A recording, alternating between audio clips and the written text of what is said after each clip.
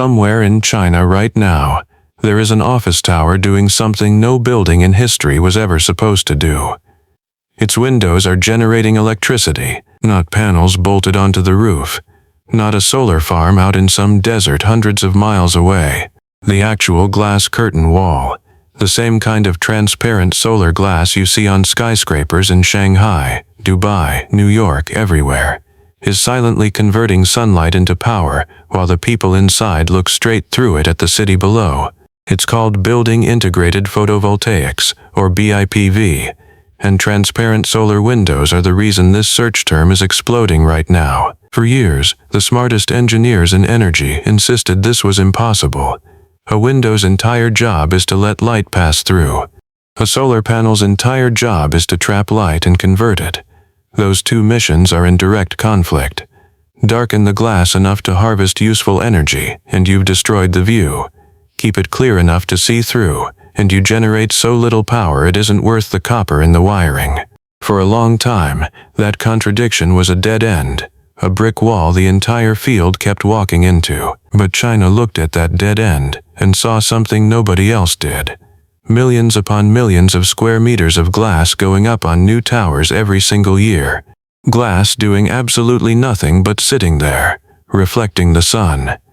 And they asked one question that changed the whole equation.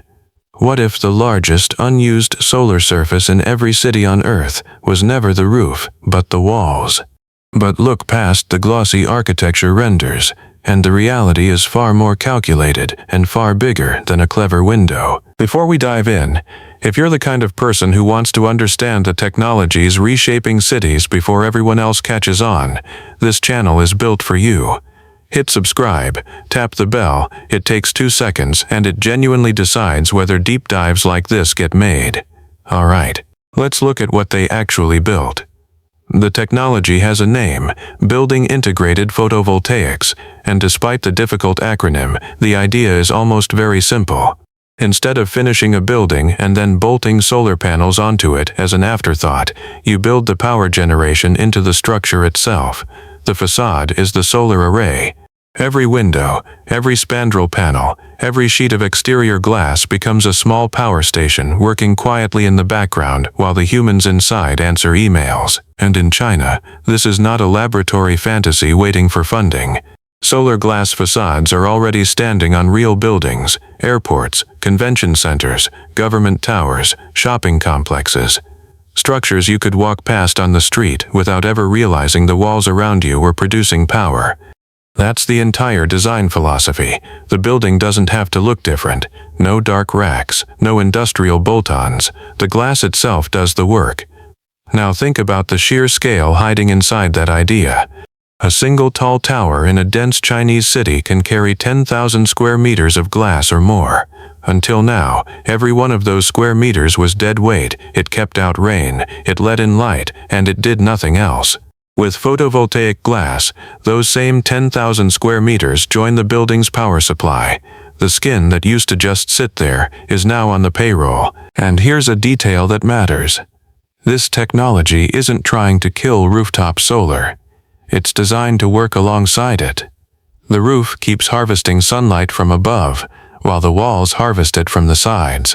A building that once had maybe 500 square meters of usable roof suddenly has 10,000 more vertical square meters making energy, multiplying its total generation many times over, without consuming a single extra square meter of land. That's the core of what China built. But to understand why it matters right now, and why it was China that pushed it over the line, you have to understand a problem every growing city on Earth is quietly running into. And the problem isn't technological, it's geometric. For 40 years, solar energy has followed one simple formula. Buy panels, put them on the roof, harvest the sun. And that formula works beautifully for houses. A family home has a roof roughly proportional to the family's energy appetite. That's why rooftop solar swept across suburbs and farmland worldwide. Now look at a real city. Take a 50-story tower. It houses thousands of workers, runs elevators all day, powers lighting and air conditioning across hundreds of thousands of square meters of floor space. Its electricity demand can be hundreds of times greater than a single home's. Now look at its roof. The roof of a 50-story building is roughly the same size as the roof of a 1-story building sitting on the same plot of land. The taller the tower grows, the more power it needs. But the roof never grows with it. There is physically not enough space up there to install enough panels to matter. The geometry simply doesn't work. Vertical cities broke the rooftop model, and engineers have been staring at that broken math for years. Meanwhile, something else was happening that almost nobody was watching.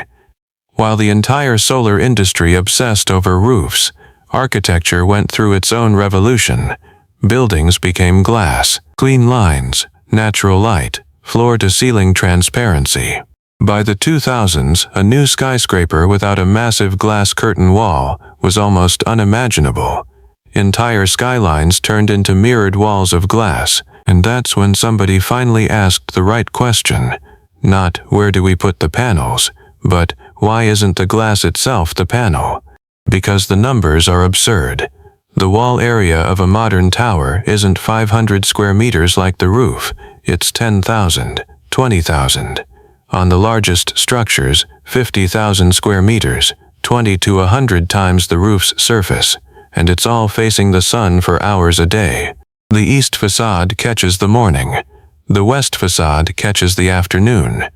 A vertical surface collects less direct radiation per square meter than a tilted rooftop panel, but it makes up for it with overwhelming, staggering size. The biggest solar surface in every city was never the roof.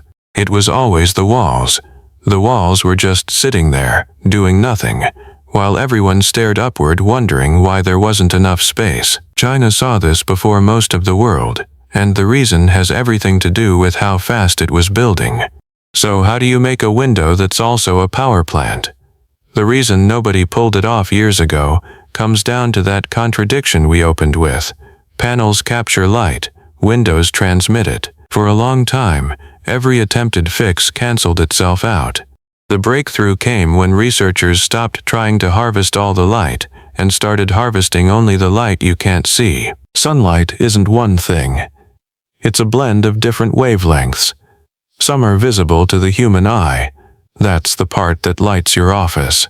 But a huge share of sunlight's energy rides on wavelengths we can't perceive at all. Ultraviolet light on one end of the spectrum.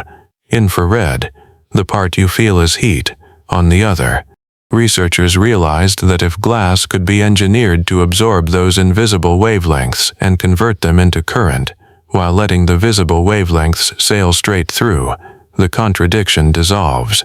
The window stays a window. The harvest happens in a spectrum nobody was using anyway. That's exactly what this solar glass does. Specialized coatings and nanoscale materials embedded in the pane intercept selected parts of the light, while visible light passes through largely untouched. The result: glass that looks nearly clear, keeps the room bright, preserves the view, and generates electricity from the portion of sunshine your eyes were never going to use. Let that sink in, because it reframes the whole efficiency debate.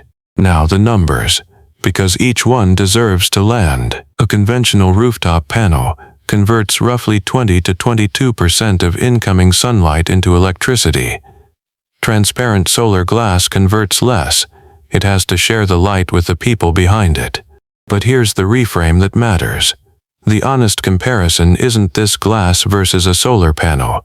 It's this glass versus ordinary glass, which converts exactly 0%. Every watt a solar facade produces is a watt that was being thrown away before. Designers get a dial, not a switch. Some of this glass is nearly clear and generates modest power. Tinted or darker variants generate more. Architects can mix them across a single facade. Darker, higher output glass on the opaque panels between floors. Clearer glass where people need the view. The building becomes a mosaic of power-generating surfaces, each tuned to its specific job, and the market has noticed. Industry analysts value the global building integrated photovoltaics market at roughly $16 to $39 billion in 2026, depending on the research house, with projections converging on a climb toward $47 billion by 2031 and well beyond. Growth rates in the mid-teens every year for the rest of the decade. Then there's the number that should stop you cold. A 2026 study published in the Innovation Energy simulated BIPV output across 361 Chinese cities using real 3D building data, and calculated the theoretical annual generation potential of China's building facades and roofs at 13,518 terawatt-hours. For context, that figure rivals, and by some measures exceeds, the country's entire annual electricity consumption. The power was always there. It was bouncing off the glass. Here's where the story stops being about physics and starts being about industrial strategy. Over the past 30 years, no nation on Earth has built like China. Districts rose in years where fields stood before. Airports, rail hubs, financial towers, each one demanding power from the moment its lights switched on. That created a uniquely urgent question. How do you keep constructing at that velocity without building a new power plant for every new block? China's answer was to notice what it was already doing.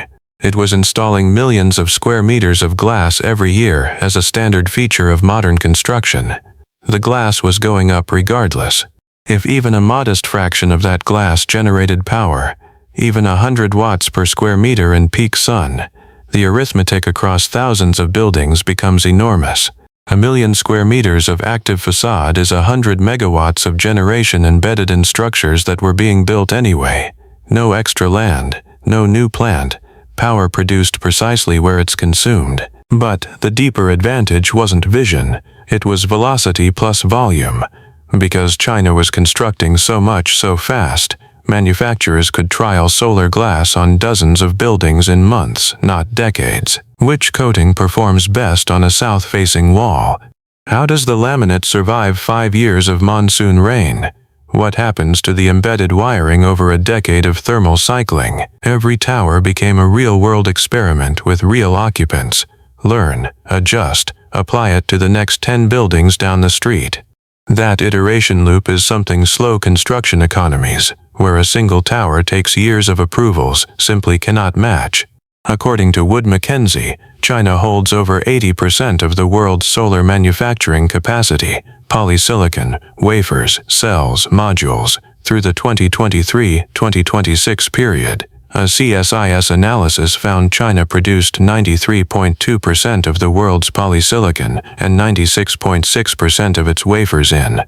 Whoever wants solar glass at scale, any country, any developer, is almost certainly buying the core materials from Chinese factories. China didn't just adopt the technology, it owns the road every version of it must travel. The rest of the world researched solar windows. China manufactured the conditions for them. A single solar glass tower is interesting, a dozen are a trend. But scale the thought experiment to an entire city, and the picture changes character.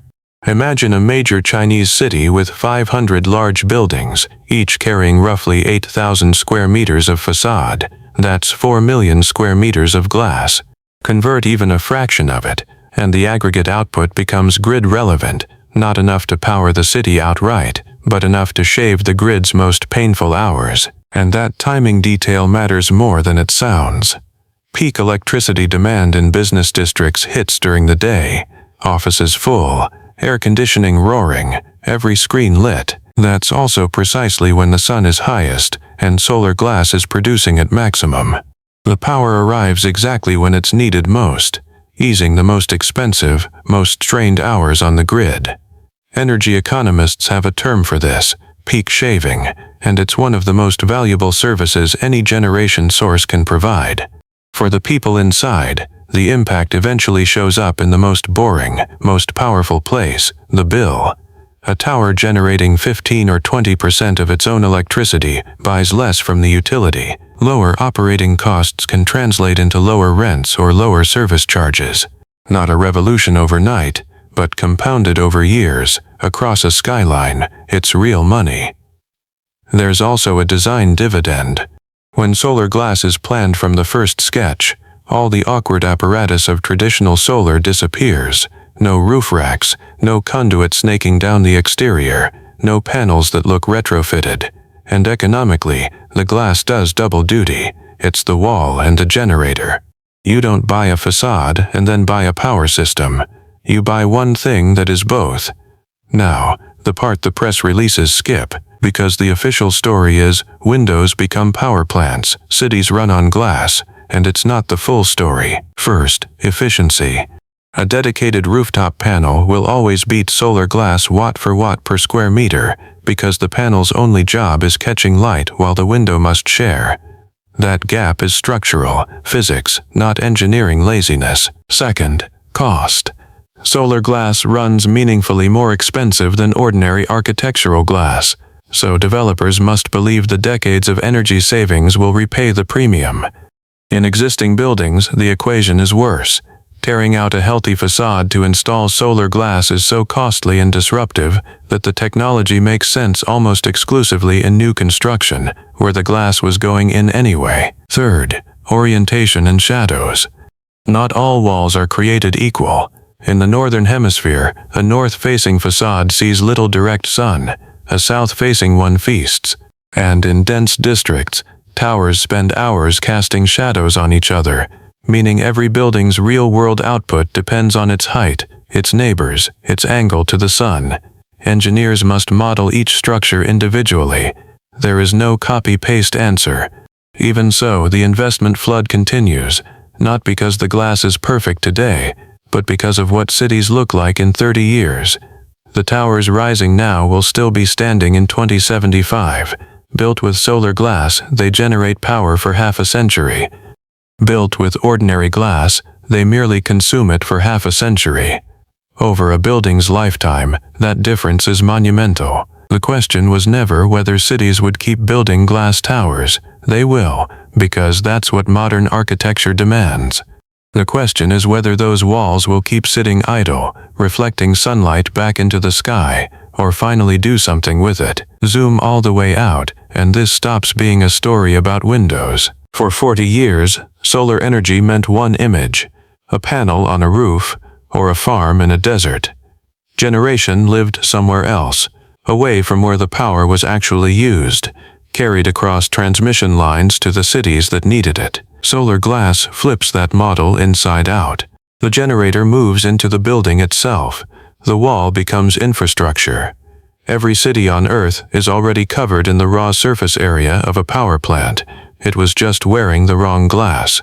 And notice who positioned themselves at the center of it. Not the country with the best white papers. The country with 80% of the manufacturing capacity, the fastest construction cycle on Earth, and a domestic building boom big enough to serve as a planetary-scale testbed. The breakthrough gets researched in many places. The moment it becomes cheap, proven, and everywhere, that moment, as with solar panels and batteries before it, tends to be stamped "Made in China." So here's my question for you. If you could turn any surface in your own home into a solar panel, the windows, the walls, the roof, even the fence, which surface would you choose first, and why? The view through the glass, or the power behind it? Drop your answer in the comments. If this video changed how you look at a skyline, from glass and steel into a sleeping power grid, hit like, subscribe, and turn on notifications. Thanks for watching. I'll see you in the next one.